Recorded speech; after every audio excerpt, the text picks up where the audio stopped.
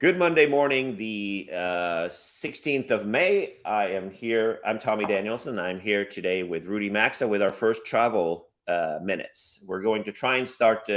This is a big bar for busy people to do, but we're going to try to do a 5 minutes update every morning, Monday through Friday, for your weekday stuff of some short hits on what's new and what's some good advice and some things we've read out there currently in regards to travel, miles, and points. And welcome, Rudy.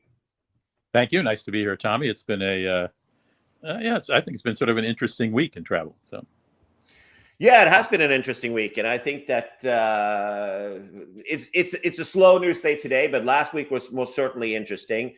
I think that what we saw, you found some news about you picked some news that most people missed about Las Vegas.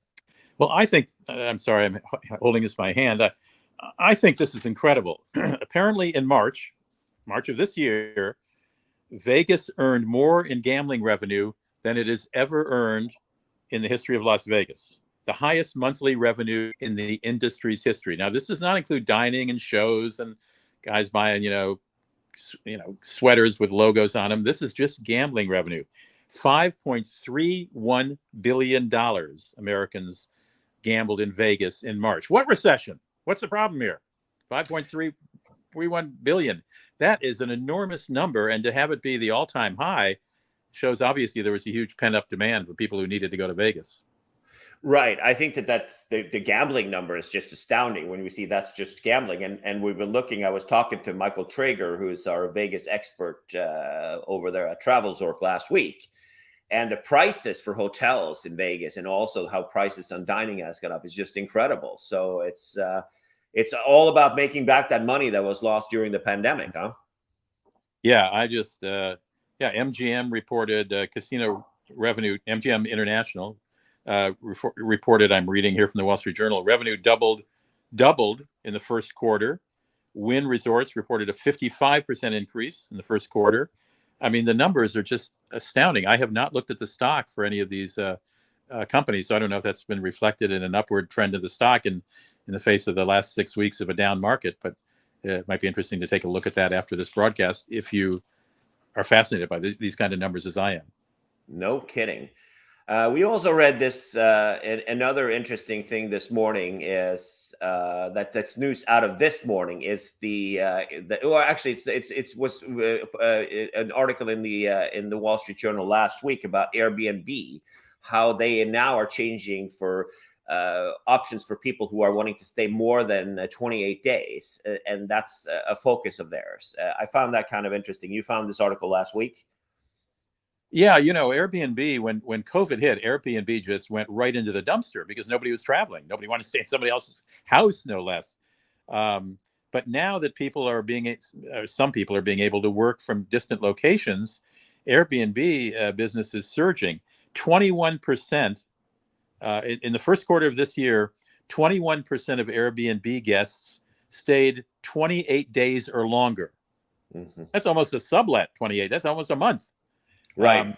So Airbnb is saying, okay, you can now stay longer, and we will make it easy for you to stay in two places in the same town or village or wherever you're staying. So when you sign up, if one owner of one property can't let you stay 28 days or 2 months or however long you want to stay, they'll work with you to get you seamlessly in one property, and then the next, if you must leave that property, into another one the next day. And They've done all kinds of other things where you can more finely tune your search, which is helpful. But I think this being able to work someplace for a longer period of time is pretty significant for Airbnb and probably going to be pretty profitable for them and for owners of properties who like to have somebody there for a whole month and not have to worry about meeting people at the door new people at the door every 4 days. Right. I think that obviously it has to do with the cleaning and stuff. I actually tried. We looked for this a couple of months back, Melinda and I, because we live in, as you know, outside of Sacramento, and it gets really hot in the summer. And I'm not going to lie, we had we were toying around with just moving ourselves out to the coast for the summer for 2 or 3 months. And this was news to me when you reported this morning. I wasn't aware that they were doing that. They were offering, of course, for you to book, but $450 times 60 days for a shack. There were no discounts or anything like that. Right. So obviously that they're focusing on that, I think is good news for everybody, that if you want to stay or move your house for a little bit, it might be an option instead of buying a house for $2 million on the coast, which most people can't afford, but you can probably clunk down a few $1,000s to enjoy your summer somewhere else. Yep. Couldn't agree more. All right. So we read, it was reported this morning that JetBlue has made 2 attempts so far to take over Spirit Airlines, and they have this offer has been rejected now for the last 2 attempts. But it looks today that they've decided to go all in. They want this merger to happen, and it's now offering a hostile takeover, meaning that they are offering current shareholders in Spirit $30 a share. Which means it's a hostile takeover, meaning that the management has not agreed to it. So they're just giving an offer to all the shareholders, which I find kind of interesting. And as of this morning, I didn't check the stock this morning, but it's up 12%, 12.5% today, $19. The offer is $30. So I don't think that the shareholders are. I don't think that the shareholders are going to fight this. They're not going to fight it, right? That's a huge. Yeah, well, who knows with what's going to happen with that? It's I think that the value is going out offering a 60% premium is kind of crazy. And when we are looking at the current share price, which is $19.05 at the moment, it's up 12% today. But it seems like the shareholders are not thinking that this will happen, because I guess that so far the market has reacted a little bit, but not that much. Yeah, I mean, usually in these kind of things, it'll go right up to $28 or $29 a share if the offer is $30. Right. I mean, I want to stop this webcast and buy some Spirit shares. That's a huge premium from 20 to 30. Yeah. It's a lot of extra cash for sure, without going anything further on that. All right. So, and we're not getting any stock advice on this channel. We are deciding not to do that, but sure. It is definitely interesting that the bid is now $30, as per reported from the Points Guide this morning. And so a couple of quick hits here. We had an interesting tweet yesterday from the Parson Carson that kind of blew up a little bit. It didn't blow up so much. People are kind of tired of this discussion about masks. I guess this American Airlines pilot was not sick of discussing about masks and claimed on the air that what has been claimed by far right guys for a long time, that you trust him more than the CDC and the FAA. I assumed that he meant the FDA. When he said this, and then he said this over it's not a law, it's not a mandate, whatever. So I guess that was American Airlines decided to apologize for that and have opened up an investigation of what was said. But I think that the world is ready to move on in regards to this. What do you think, Rudy? Yeah, I think so too. But just for the record, he said this on the PA system of a flight to the public. He didn't give it to a local newsstand. I mean, a news station. He actually said this to a plane full of people. I would have been quite shocked if I heard that. I think the proper venue is probably not at your workplace to do something like this, but I think the world is ready to move on, and leading into that, let's look at the offer of the day that we found this morning. I got a notification that if you have American Express membership rewards points, they're offering a 25% transfer bonus to transfer your Amex points to Flying Blue. And I say that we've found some great value this summer, both of us, for flying between here in Europe compared to the crazy rates we're seeing, and also the poor availability from our domestic, the domestic carriers, right? Yes, absolutely. I mean, as you know, and I live in St. Paul, Minnesota, and Minneapolis, St. Paul is a huge Delta hub. In fact, when Mhm. I get in an Uber to go to the airport and they say, "Oh, what airline are you going for?" I say, "Why don't you guess?" And they always guess correctly. But yeah, I mean, it can be the difference between spending 120,000 miles to go in business class across the Atlantic on Delta and 50,000 on KLM, which is their Yeah, partner so airline. with a 25% add-on Nice. here, we're talking about 40,000 miles to fly one way to business class to Europe, and it's readily available. I mean, I've looked. You're flying twice. You're flying from San Francisco, which is a little bit more miles. It was 63,000 for that ticket you booked from San Francisco to Paris, Charles de Gaulle, and on to Stockholm. You're going this Saturday, and you're flying back to Minnesota, and it's 52,000 from Copenhagen to Amsterdam, from Amsterdam to Minnesota. And I've booked multiple tickets myself, and they are between 50 and 70,000, or a little bit less than 70,000. It's kind of the ongoing rate here. So, I think the advice when it comes to this is a great offer that comes along like 3 or 4 times a year. It usually comes up by 6/15. If you have Amex points, it's worth a transfer over. You can get to Europe for 50,000 points in business class, and but it's worth noting that there are some fuel surcharges and taxes associated with this of about $300 that you Well, but have to those pay. are you pay that even if you're giving them 80,000 or 100,000 miles. So, yeah. Yes. You don't pay the fuel surcharges on the American carriers when you redeem to Europe at this level, but you do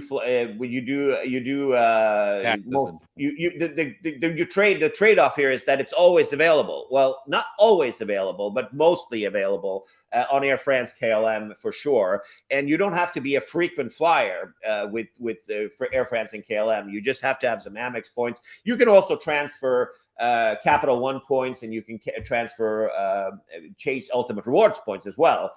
It's just these deals are kind of sticking around. I always take advantage of transferring over a good amount of points to when these campaigns are here. So I do think that people should take advantage of that for sure. And look at that. You don't have to be a frequent flyer. And when you redeem in business class, you don't even need any of the benefits that you get as a frequent flyer, because that's included in your business class fare, the lounge access and the priority security. You can have no status on any of these airlines and still be better off by doing it like that. all right. So Before we say goodbye, just one short thing. Japan says it's going to open up June 1st for American travelers, and we don't have to have a visa. You know, Japan's been pretty much closed, but if you could get a business visa or something, you could go. But they're saying they're going to open their doors June 1. So for people, I mean, Japan's been closed for 2.5 years now almost. It has Japan. That's the big news this morning. That should be the headline of this. It just must have broken. I think we've seen fares to Japan for absolutely nothing and great hotels for absolutely nothing. That show is now over, and this is obviously means the relief of finally, with all the gouging we've seen on domestic travel. The only thing that remains is for us to remove, as the only civilized country in the Western world, to remove the entry requirements to the U.S. where you have to test. I know. I'm hoping you and I are both going over to Scandinavia in a week or so. I'm hoping that when it's time to come home, we don't have to do the test, but we'll be prepared if we have to. No kidding. Last thing we wanted to do, and a big news for us, both of us, our tour company, which has been a headache and fun and filled with all sorts of curveballs of all curveballs. For those who don't know, Rudy and I started a tour company back in 2019. Just in time, the fall tours were just happening, and we were looking really good into 2020. And then somebody sneezed, and we haven't had a tour since the Christmas market tours of 2019. And we're starting up this weekend. So it's news to us. We have a full tour that starts in Stockholm, and the Essential Scandinavia tour, a 10-day tour. We couldn't be more excited. We have some repeat customers, which is a friend of ours who's really well-respected journalist for Bloomberg that's coming with us, along with a full tour of exciting travels. It should be fun to get back out there, huh? Yeah, it's going to be fun. We have a couple openings left for Christmas market tours, but not many, right? We do have if people want to travel with us, we actually had two couples move. I haven't told you this yet. Last week, they wanted to go next year's instead of going in September. So we have the Scandinavia tour, still have some opening. All the tours except for that one is sold out for the remainder of the year. We have somebody for the Northern Lights tour. We do a Northern Lights tour in northern Sweden, Finland, Sweden, and Norway. And then we have our Christmas market tours, which is super popular. And the middle one is sold out, but the two on the ends is still available for 2 and 4 couples. So, okay, so that's new. So we're going to try to do this. We miserably failed on our first day of going over on time. We're supposed to be a 5-minute quick hit, and we did go can't. over. We don't have to. Neither of us has time to do this every day, but. We're going to check back every morning, 9 a.m. Pacific time, and noon on the East Coast. And also for next week, we're going to be in Europe. So that should be, we're going to do some live runs there on both the FTU channel and the Rudy Maxis Worlds channel. So we're simultaneously broadcasting this. So if you appreciate to get some news, Rudy and I are going to try to stop by and hopefully do a little shorter thing tomorrow so we can get our day started a little bit. Or for me, actually, you've been going for a long time. Well, the other thing I'd like to say is, for a couple of years now, I've been doing a newsletter every 2 weeks, and I've decided, since it's free and I'm not getting paid for it, and it sometimes is difficult to do every 2 weeks, I'm doing it erratically now. If you'd like to subscribe to the newsletter, it doesn't really sell anything. It's really travel gossip, stuff like Tommy and I have been talking about today. Just go to maxatours.com/newsletter, put in your name and your email, you'll get it. We won't send you any junk email. We're not selling you anything. Anyway, there, maxatours.com/newsletter. That's my last commercial message, and I'm over and out. Yeah, that's actually worth it. I love the way you write.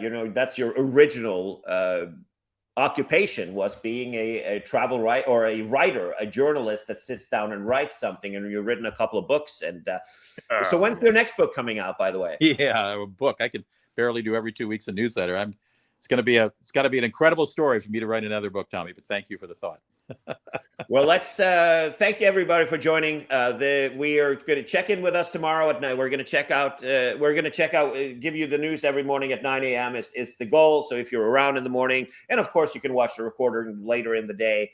Thanks to everybody for joining for this unannounced gig. 9 a.m. Monday through Friday, travel minutes. We're going to try to be a little bit more restrained tomorrow and make it into 5 minutes. That's the goal of this thing, because I know that a lot of people don't have time to follow us throughout the day, but thanks for joining, and we'll see you tomorrow at 9 a.m. Take care.